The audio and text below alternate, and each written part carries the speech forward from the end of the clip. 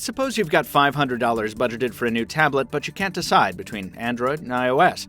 Well, we've got two of the latest examples of each here in the studio, so let's put them head to head. I'm Michael Fisher, this is Pocket Now, and this is Sony's Xperia Tablet Z versus Apple's iPad.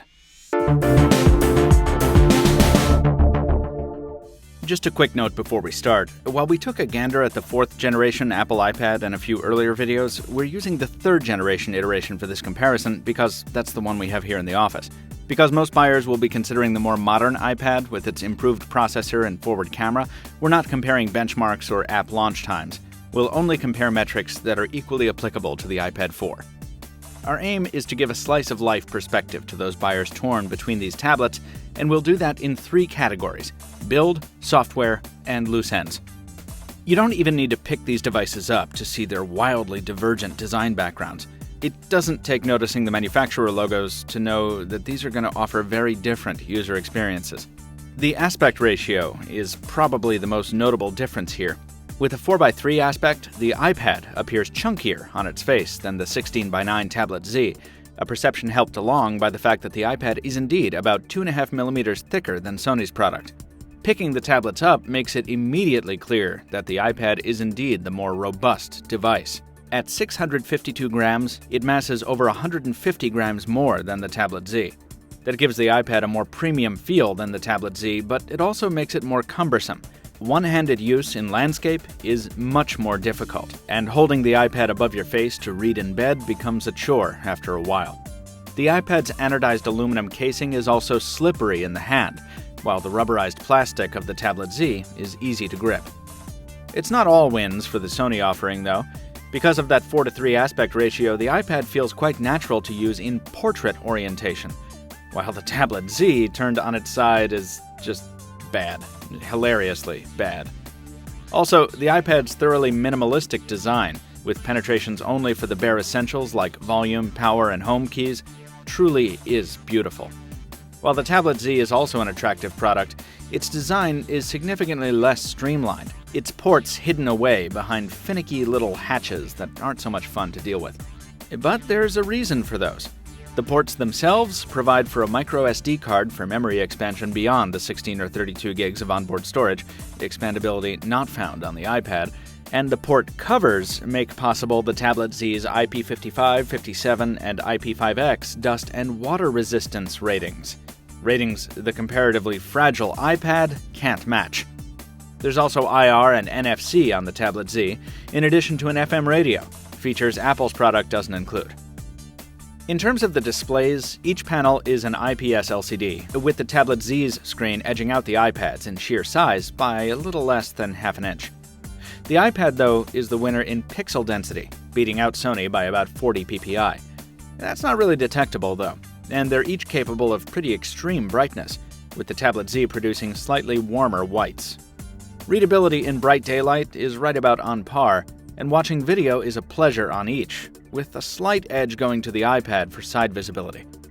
The Tablet Z's Mobile BRAVIA Engine 2 continuously adjusts the display for optimum performance, so we noticed more saturation more often on the Tablet Z.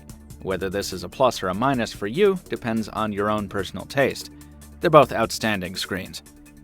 In terms of audio, while we like the Tablet Z's speaker position at the lower left corners better than the iPad's rear firing arrangement, the Apple device is the clear winner in terms of sound quality.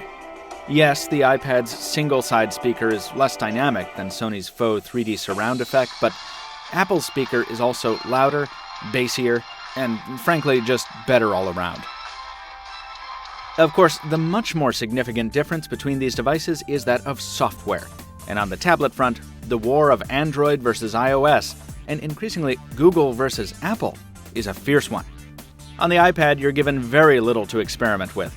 With version 6.1.3, you get the same 4x5 grid of apps and folders, the same pop-up row of currently running apps and shortcuts, the same notification center we've been seeing for years.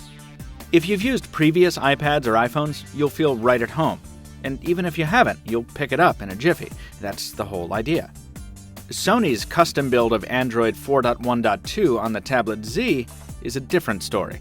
Because it's Android, it's highly customizable with widgets and custom launchers, allowing you to modify it extensively to suit your own needs. and Google integration is tighter here than on almost any other tablet. Now, because it's Sony, the software is already heavily tweaked for usability and a unique aesthetic, and it leverages the Tablet Z's unique hardware in features like Double Tap to Wake and the Remote Control app, and there's also small apps here for multitasking. On the iPad, the reward you get for putting up with the tired old iOS software is an app ecosystem larger and more elaborate than any other, with beautifully designed tablet apps that take full advantage of the added screen real estate that a nearly 10-inch screen provides. You also get tight integration with Apple's own ecosystem, of course, and a pretty handy virtual assistant in the form of Siri. Should I buy an iPad or an Android tablet? That's an easy one. Check out iPad at the Apple Store and you'll see why. On the Tablet Z, you pay the price for the tight Google integration with a much less mature app ecosystem, with many popular titles still merely stretched out versions of their smartphone selves, and some coded only for portrait, so you're forced to use the Z in the least appealing position possible. Depending on your Android build, you may also sacrifice a bit in terms of responsiveness. Android has come a long way, but the custom build on the Tablet Z isn't as fluid as the iOS experience on our iPad.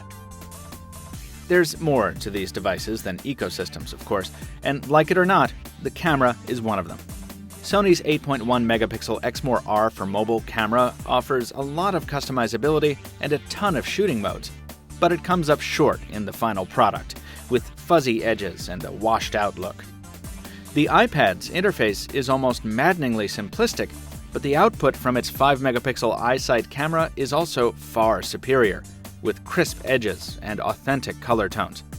Of course, the field of view on each isn't great, and come on, do you really want to be that guy taking pictures with a tablet? But if you do, and even if you use tablet cameras for more practical applications like scanning text, these differences might matter to you. Of even more import might be how long the device will last while you're using it. The newest edition of the iPad boasts slightly improved battery life because of its newer processor, and on the spec sheet, its battery capacity of 11,600 plus mAh destroys the Tablet Z's 6,000 mAh pack. There are times when spec sheets do reflect real-world reality, and this is one of them. Though it's not as long-lasting as earlier versions, in terms of our own, admittedly unscientific, testing, the new iPad still beats the Tablet Z in endurance. Now, Sony's tablet does offer very handy tweaks like stamina mode and highly customizable power profiles to go along with it, so you're not going to bleed it dry in less than a day. But under our normal testing conditions, it doesn't last as long as the iPad in moderate use. Whether that compromise, and the others, are worth the Tablet Z's slim lines and water-resistant rating remains up to you. Similarly, you alone will have to decide whether the iPad's incredible ecosystem advantage makes up for its dull software experience, an experience very likely to change when WWDC starts on June 10th. Then again, the mere presence of beautiful Android tablets like the Z might spur developers to finally give the Android tablet app world some serious thought. With so much in flux, you could be forgiven for putting the iPad versus Tablet Z decision off. After all, they're identically priced for the moment. But if you're buying right now, the choice is between a lightweight, extremely portable, Google-centric experience on a waterproof tablet with a light tablet app selection, and a heavyweight, not as portable, Apple-centric experience on a simpler, less expandable tablet with a massive software and hardware ecosystem behind it. There's a lot to consider, but hopefully we've given you enough input to make the decision a bit easier. Folks, we have so much more on the Xperia Tablet Z here and at PocketNow.com. So subscribe so you don't miss future videos. Stay tuned for a special Xperia Z-focused episode of the Pocket Now U review dropping on June 6th. Give us a like if you enjoyed this one. Drop us a comment if you have something to say. Make sure and follow us on our various social networks. And, as always, thank you for watching. We'll see you next time.